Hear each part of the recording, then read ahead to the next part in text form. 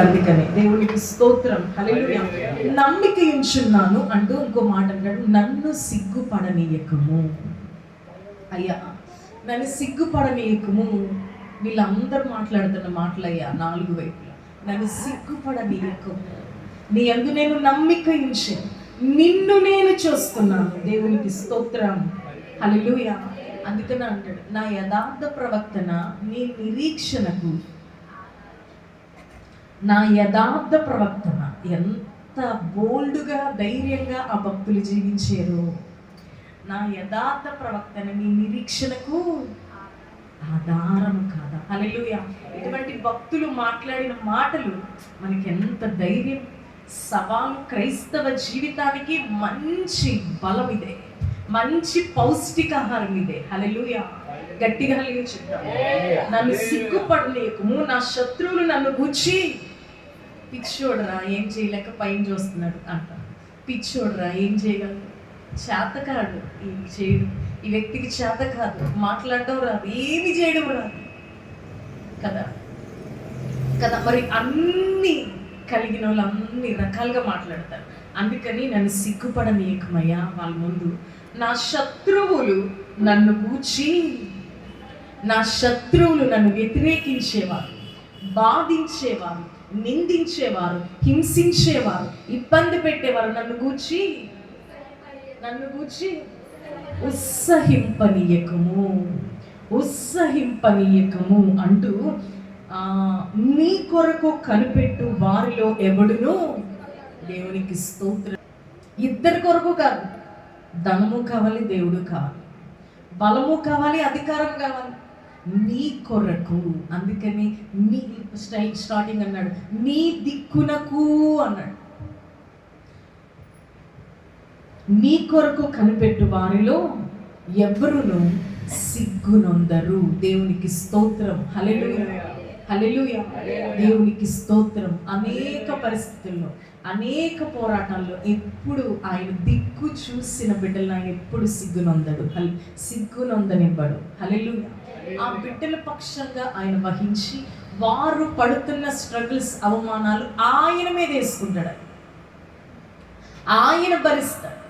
ఆయన జీవితంలో సంఘ పరిచర్యలు ఎప్పుడు ఈ మాటలు తెలియజేస్తున్న దావీదే కానీ, ఈ మాటలు చెప్తున్న నేనే కానీ ఎప్పుడు సిగ్గునందనివ్వలేదు. హల్లెలూయా, హల్లెలూయా. ఎలాంటి పరిస్థితులు ఎదురైనా ఎప్పుడు సిగ్గునందనివ్వలేదు. హల్లెలూయా. ఎందుకో తెలుసా? ఆరాధించే దేవుడు నమ్మదగినవాడు. ఆయనకు తెలుసు, ఆయనను చూస్తూ ఉండిపోయి. ఎందుకంటే పరిచర్య అంటే సాధారణమైన విషయం కాదు. అన్నీ కోల్పోయి వస్తాం కదా, బంధువులను, స్నేహితులను, రక్త సంబంధికులను, ధనము, ఉద్యోగము, చదువు, బలము, లోక సంబంధించిన ఆశలన్నీ విరగొట్టుకొని చంపుకొని దేవుని దగ్గరికి వస్తాం. ఆయనను చూస్తూ ఉన్నప్పుడు లోకానికి, మనుషులకు, ప్రజలకు ఎలా కనిపిస్తారు? హాస్యాస్పదంగా కనిపిస్తారు. అంటే ఊరికనే రాయలేదు, ఇవన్నీ అనుభవించే రాశాడు. ఎంత హేళనకరమైన రీతిగా కనిపిస్తారో, కానీ ఆయన ఎప్పుడూ కూడా సిగ్గుపడనివ్వలేదు అని మాటలు చాలా ధైర్యంగా నేను తెలియజేయగలను. హల్లెలూయా, హల్లెలూయా. అప్పటి నుండి ఇప్పుడు చూసుకుంటే ఎన్ని ఇయర్స్? దగ్గర నా సేవ ప్రయాణంలో 15 సంవత్సరాలు, అయ్యగారు 24 సంవత్సరాలు. ఎప్పుడూ సిగ్గుపడనివ్వలేదు.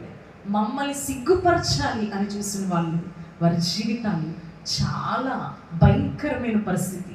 వాళ్ళ కోసం ఇంకా కన్నీరు గార్చి ఇంకా ముందుకి వాళ్ళు నడిపించి వాళ్ళు ప్రార్థన చేయాల్సిన పరిస్థితిలోకి తీసుకొచ్చాడు. కానీ ఎప్పుడు పరిచర్యలో, కుటుంబంలో, సేవలో, దేంట్లో ఎన్నడూ ఆయన సిగ్గుపడనివ్వలేదు. ఎందుకో తెలుసా? ఆయన కుమారునిగా, ఆయన కుమార్తెగా మీ ముందు నిలవబడుతూ ఈ వాక్యం నేను చాలా ధైర్యంగా దేవుని నామ మహిమార్థంగా తెలియజేస్తున్నాను. హల్లెలూయా చెప్తారు, హల్లెలూయా చెప్తారు. దేవుని ఆశ్రయించడానికి, ఆ పై దిక్కును చూడడానికి మీకెందుకు డౌట్? మీ ఆలోచన, మీ హృదయం అంతా ఆయనను చూసినప్పుడు అలాగా ఆయన నిలవబెట్టి స్థిరపరచి బలపరిచేటువంటి సామర్థ్యం కలిగిన వాడు. అందుకని అంటాడు, ఇంతకుముందు చెప్పాను, నా యథార్థ ప్రవర్తన. ఆ వాక్యం ఉంటుంది కదా, నా యథార్థ ప్రవర్తన నీ నీ నిరీక్షణకు ప్రవర్తన, యథార్థ ప్రవర్తన అంటాడు. ఆ భక్తుడు కష్టాలు గుండా వెళ్తున్నప్పుడు ఆ మాట చెప్తాడు. కష్టములో, బాధలో యోబే కదా మాట్లాడతాడు. యోబు మాట్లాడతాడు. ఎంత స్ట్రగుల్, అంత ధైర్యంగా మాట్లాడాడంటే ఎదుర్కొంటున్న అనుదిన జీవితంలో ఎదుర్కొంటున్న సమస్యలు, శోధనలు, స్ట్రగుల్స్ ఇవి పెద్దవా యోబు కంటే అనిపిస్తాయి. అంటాడు, అన్ని కోల్పోయి శూన్యం అనుభవిస్తూ ఇంకా ప్రాణం పోయే పరిస్థితిలో నా యథార్థ ప్రవర్తన, నీ నిరీక్షణకు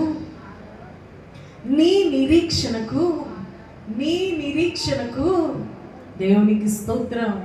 యథార్థ ప్రవర్తన నిరీక్షణకు ఆధారము కాదా? హల్లెలూయా, హల్లెలూయా. కాబట్టి కొద్ది మాటలతో నేను ముగిస్తున్నాను. మోకరిద్దాం దేవుని